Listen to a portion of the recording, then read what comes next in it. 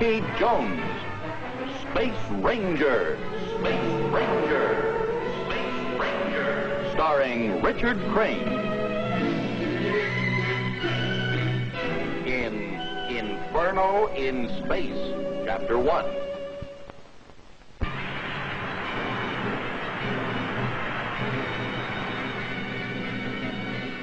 Well, Biff, we'll soon be back on Earth.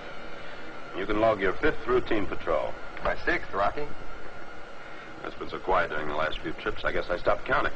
Well, quiet or not, to me, every patrol with the Space Rangers is exciting. That's good. Keeps you on your toes. If we should get into trouble. You're expecting so? No, I don't think so. United Worlds of the solar system has settled down to a lasting peace. We hope. Watch the controls, Biff. I'm going aft to check with Vina. Right.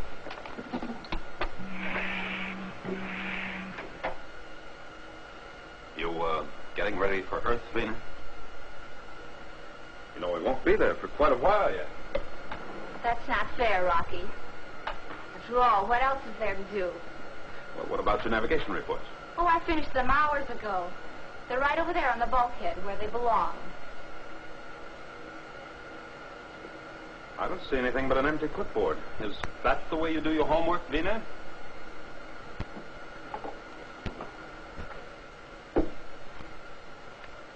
Somebody either wants my job or is pulling my leg. I wonder who it could be. Gremlins. Gremlins is right. Honestly, Rocky, the charts were right here, clipped to this board where I always put them. Say, what's this? Disintegrated paper. Well, looks like there isn't much left of your navigation charts. What are you trying to do, build a fire? Rocky, how do you suppose that happened? That's what I'd like to know. Good thing I always make copies of those charts.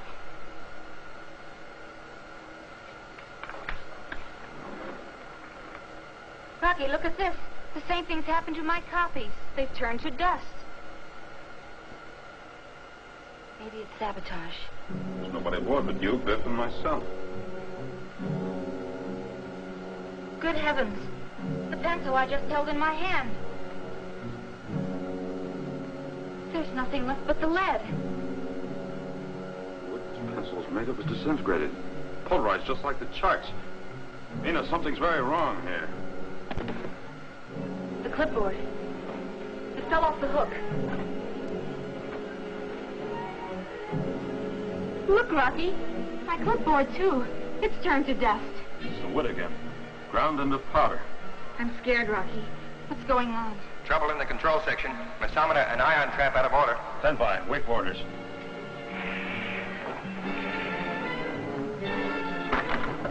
The instruments, Rocky, they're coming loose. Cut console 5. Number 5 out, sir. The mesometer's getting worse. What's wrong, Rocky? I wish I knew. Must be some atmospheric disturbance. I'll take over, Biff. We better get out of this area. Vina, secure blast-off valve for emergency. Good too, Biff.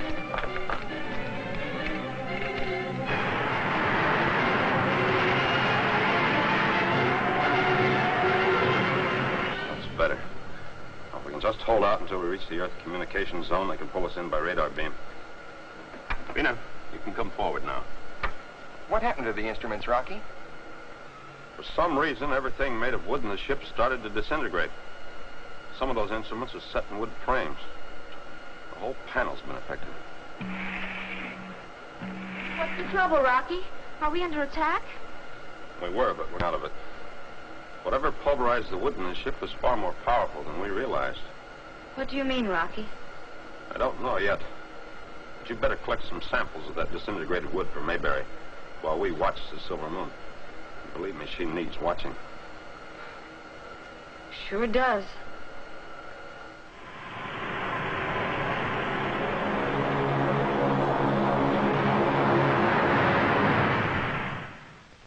I told you Rocky would make it. Instruments or no instruments. Yes, Bobby, but he hasn't landed yet. I only hope your plans for the emergency landing will work, Mr. Secretary. We've taken every precaution. The landing will be a ground-controlled approach. I can't understand what happened to the wooden particles on the Silver Moon. Ever since Rocky's report, I haven't had a moment's rest. There must be an answer. I never heard of a force that could grind wood to dust by mere penetration. Professor, do you think it could have injured Rocky and his crew? We'll know soon enough. They're bringing in the Silver Moon, Mr. Secretary. Shall I get it for you on the visiograph? Go ahead, Marshal.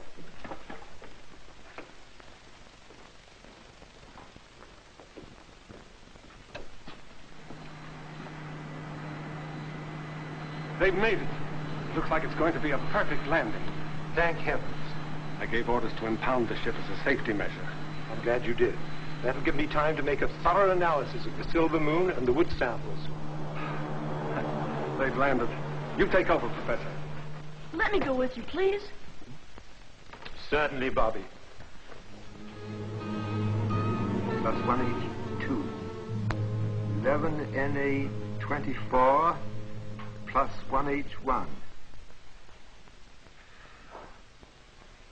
Got that, Bina? Yes, Professor.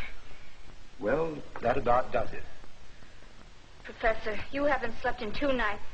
Don't you think you'd better get some rest? There's no time for rest, Bina, and there won't be for quite a while, I'm afraid, for any of us. That sounds serious, Professor. It is. I think I found the answer to the phenomena you encountered. I must get in touch with Secretary Drake and Rocky immediately. Please contact them right away. But it's 3 in the morning. That can't be helped. There's no time to lose.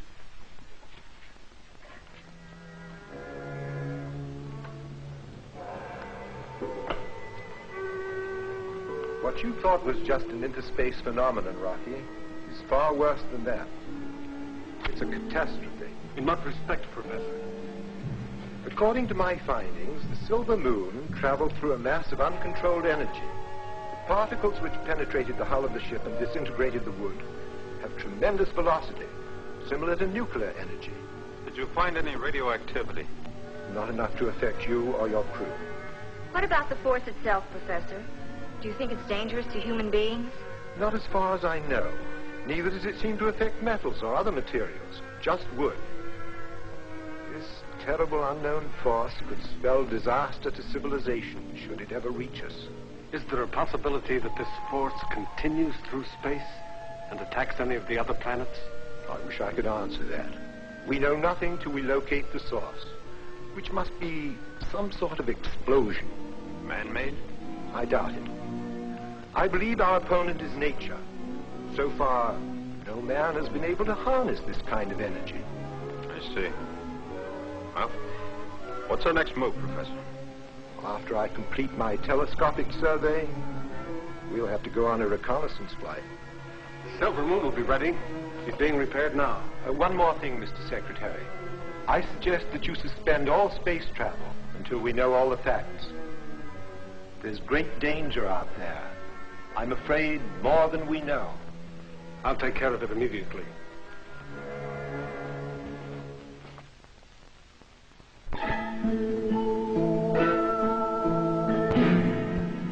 The planetary nebula, Bobby. But, Professor, I never heard of a moon having a vapor ring around it. It's a very rare phenomenon. Is this the one you saw through the telescope? The one that gives us all the trouble? It looks that way. You see, this ring-shaped cloud of gas and dust surrounding the moon's circle indicates strongly that eruptions in that area are exciting the atoms. What's the reason for those eruptions? I can't tell. Telescopic viewings are blurred by Earth's atmosphere. We'll know more when we get there. Will I need my anti-radiation suit? No. Why not? Because you're not going, Bobby. But, Professor... No buts. It's too dangerous. There's nothing so unpredictable as concentrated energy running wild.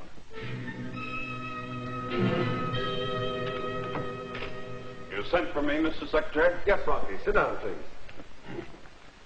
Since I received the professor's report, I classified his findings and ordered a strict news blackout in the interest of public security. Well, I'm glad you did, sir. It mustn't get out that there's a disaster occurring in space. What if that disaster should strike one of the planets of the United Worlds of the solar system? I shudder to think what the results would be. It would mean chaos, sir. Once all the wood starts to disintegrate, civilization will collapse with it. Let's hope your reconnaissance flight will give us a clue to what we must expect and what we must do. We'll blast off as soon as work on the Silver Moon's completed, sir. What precautions are you taking to protect ship and crew? All the wood's being eliminated. The entire ship has been coated with a new radiation reflector. Are you sure that will be sufficient, Rocky? Professor thinks so. If his theory is correct, that a distant moon is erupting, do you intend to land there? Now, that's entirely up to the professor. Please take every precaution, Rocky. We'll do our best, sir. I know that, Rocky. Good luck to you. Thank you, sir.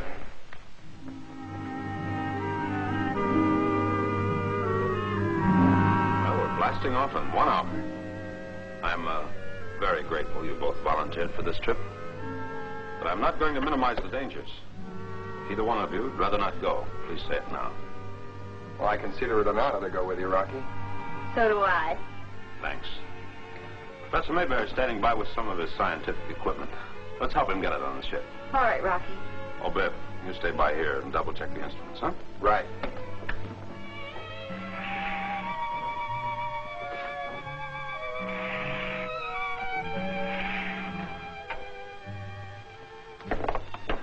Hi, Bobby. Hello, Biff. Everything under control? Oh, leave it to Rocky. Everything's shipshape. You know, Rocky wanted me to come along, but we decided with the professor gone, somebody had to look after the lab. Oh, that's right, Bobby. We all have to work together. Say, Biff, how many flights have you logged so far? All of 6. This is going to be my 7th. Why, I've logged so many I can't even remember. Well, you're a veteran space ranger, Bobby, almost like Rocky. Yeah, and no space ranger likes to be grounded. Well, I'm sure this is only temporary. Every time something exciting goes on, I've got to stay home, 'cause I'm still a kid. Looks like I'm never going to grow up. Oh, it only seems that way, Bobby. Well, I better get back to the lab. There's always some final instructions. You know, running a lab is a responsibility, Biff. Oh, I bet it is. So long, Ranger. Lots of luck on your reconnaissance mission. Thanks, Bobby.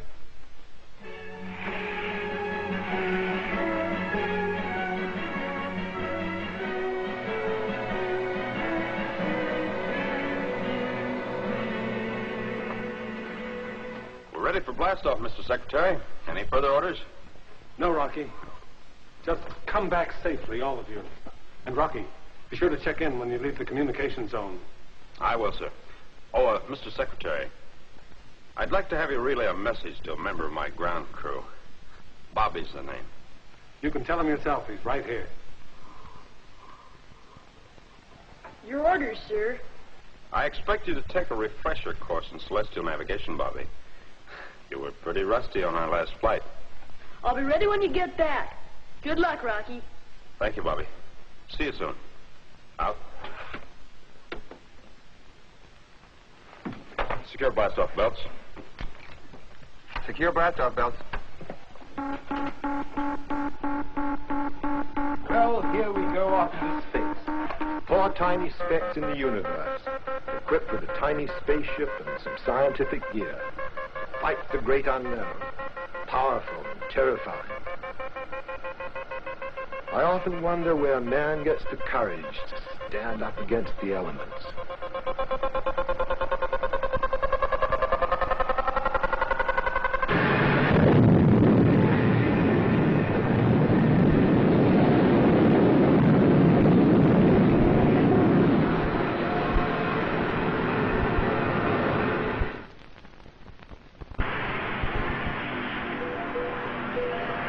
Well, we're on our way, Professor. When do you want to brief us? No time like the present, Rocky. You stay at the controls, Biff. I'm going aft with the professor. Yes, sir. Anything missing, Vina? Now, Professor, you know we double-checked every piece. Well, quite a laboratory you have here, Professor. Almost as complete as the one at the observatory. More complete, Rocky. I had to design several new devices to cope with some new tricks of nature. Well, I hope that's all they are. Tricks. We'll soon find out. I intend to measure and evaluate the disturbances of various degrees straight up to their source. I'll do my best to take you there, sir. Oh, we'll get there all right, Rocky. I'm like a scientific bloodhound on the trail of a dangerous criminal. And I won't rest till I track him down. But when you do, sir, you'll have a real problem. You can't defy nature. Oh, yes, Rocky. We do it every day on Earth and in space. But nothing like this. The only way to win a battle against the elements is to pit energy against energy. But we'll cross that bridge when we come to it. How soon will we need our anti-radiation suits, Professor? We won't need them at all. The coating of radiation reflector covering the silver moon will be our protective armor. If that proves insufficient, 10 space suits won't save us.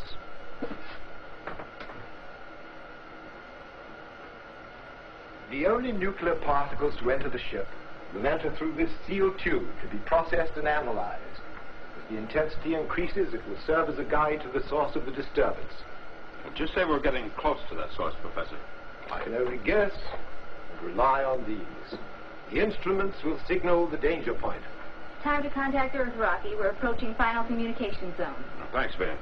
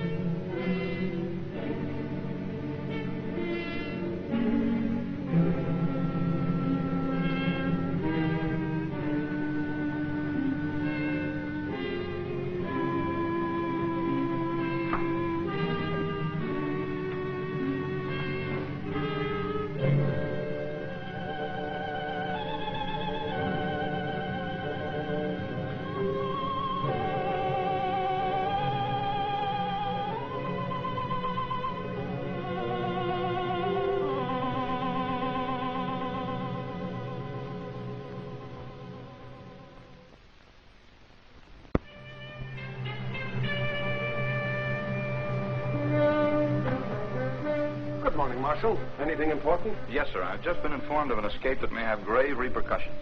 Who is it, Marshal? It's Agar, sir. He's been missing since last night. Agar, one-time ruler of Medina, who'd have destroyed his own people if Rocky hadn't stopped him in time. The man we permitted to remain on Earth when Medina exiled him. This is a man we treated not like a prisoner, but as an unfortunate man who might straighten out. I never thought he would, sir. But he seemed to make an honest effort. He broke no rules. He gave us no trouble. Maybe he was just biding his time. Suppose he did. Where would he go? What could he do? Agar has no power left. His followers deserted him long ago. I wouldn't know what he's up to, sir, but wherever he's hiding, he'll be recognized sooner or later. Exactly. Send out an international alert to all law enforcement agencies. Right away, sir.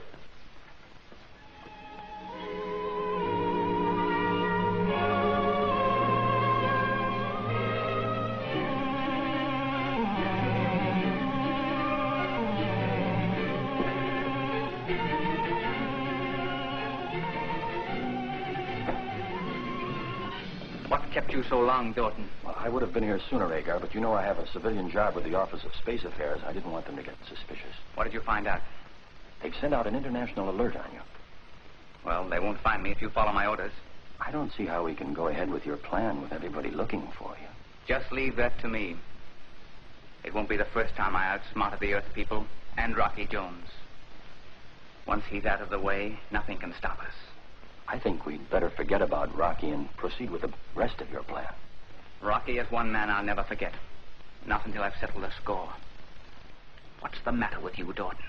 You want to be an insignificant little chirp down here for the rest of your life instead of my personal aide once I'm back in power? But maybe you haven't got the courage I thought you had. The courage that makes great men. I wasn't thinking of my safety, sir. It was you I was concerned about. Don't concern yourself. Trust me and stay loyal. Agar never forgets a friend. Or a foe.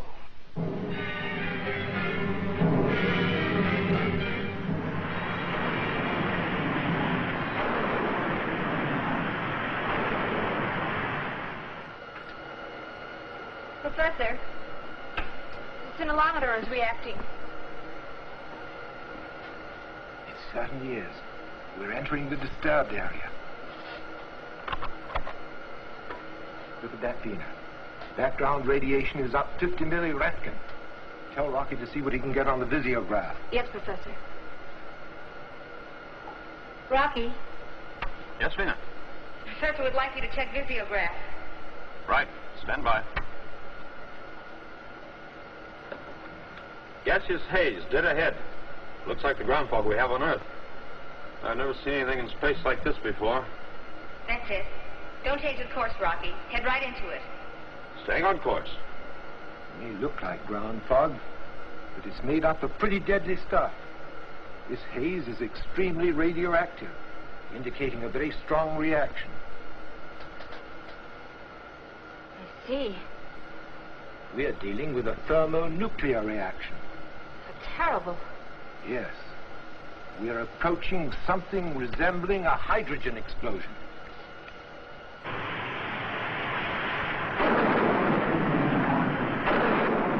Professor, we're moving clear of haze.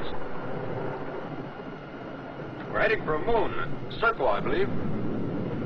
Stay on course, Rocky. According to my instruments, Serco is our destination. Right.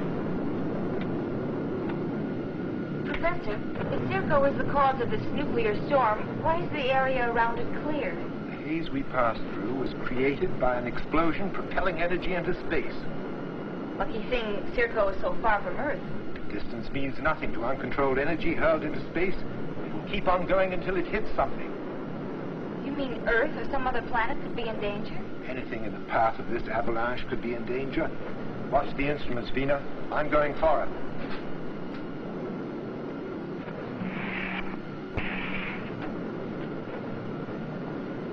Look at that radiation interference. Is it affecting the silver moon? So far, so good. Looks like your reflector holds up. Quick, Rocky, take a look. Right, Professor. Judging by this, there must be terrific eruptions on Circle. Just look at that vapor. Let's get closer, Rocky. As close as possible. Yes, sir. I'd better get back to my instruments. They'll tell the story. I was just going to call you, Professor. I can't keep up with these. We're approaching an eruption, Vina. Keep checking the scintillometer. I'll take the rest.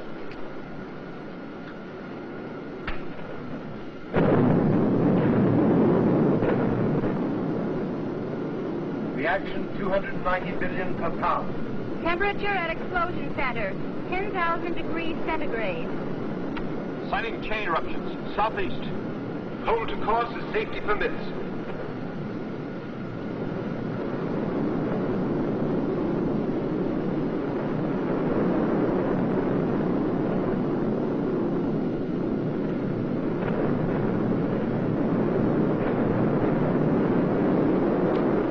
My instruments are full.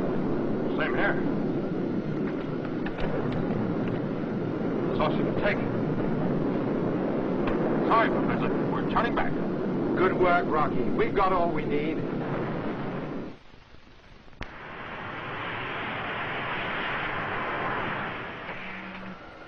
Oh, Professor, we'll be entering Earth's communication zone very shortly.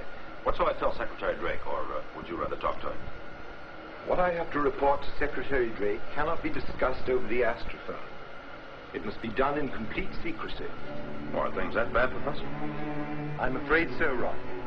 Based on this final analysis, I've come to a shocking conclusion. We on Earth are faced with a disaster that will be worse than total destruction, because some of us will live to suffer through it. Professor, I can't believe it. These are the facts, Rocky. We have witnessed not just ordinary eruptions.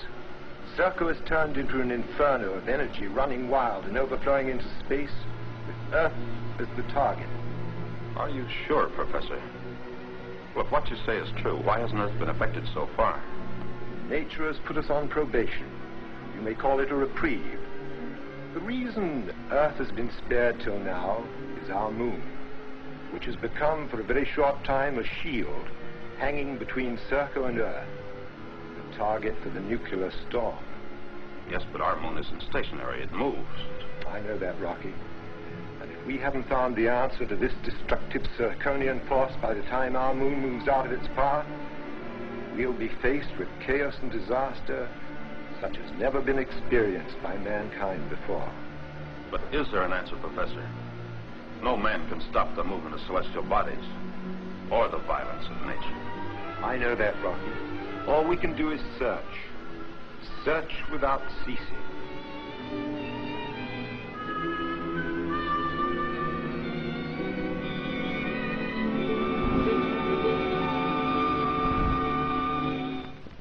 week, same time, same station, when we again take you into outer space for further adventures with Rocky Jones, Space Ranger.